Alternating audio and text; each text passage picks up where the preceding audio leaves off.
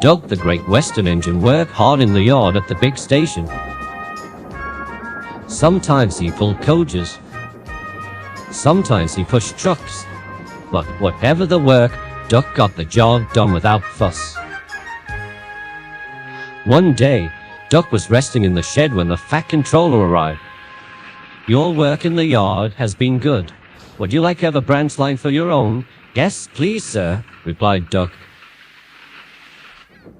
So Doug took charge of his new branch line. The responsibility delighted him. The line runs along a coast by sandy beaches till it meets a port where big ships come in.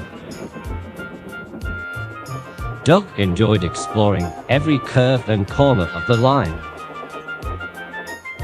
Sea breezes swirled his smoke high into the air, and his green paint glistened in the sunlight. "This is just like being on holiday," he puffed. "Well, you know what they say," laughed his driver. "A change is as good as a rest."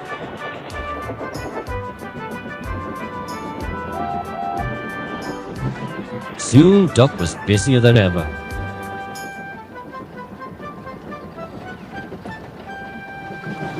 The fat controller was building a new station at the port.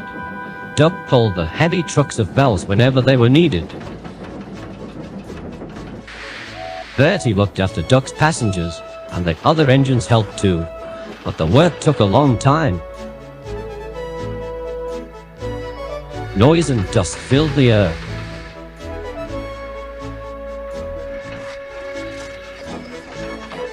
"Don't worry," whistled Toby. "The station is nearly finished." "And on time too," said Doug thankfully.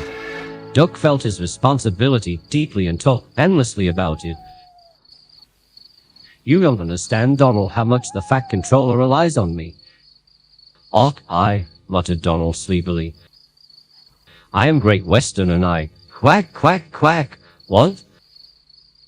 "You heard. Quack, quack you go. Sounds like you'd an egg laid. Now wish to let an engine sleep?" "Quack yourself," said Doug indignantly. Later, he spoke to his driver. "Donald says I quack as if I laid an egg." "Quack do you?" pondered his fireman. He whispered something to Doug and his driver. They were going to play a joke on Donald and pay him back for teasing Doug.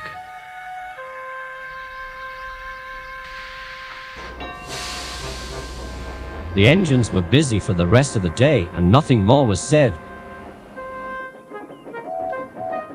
Not even a quack.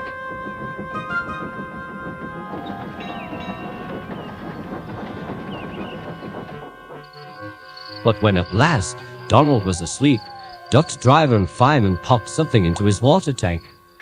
Next morning, when Donald stopped for water, he found that he had an unexpected passenger aboard. A small white duckling popped out of his water tank. "No, Duke, who's behind this?" laughed Donald. The duckling was tame. She shared the fireman's sandwiches and rode in the tender.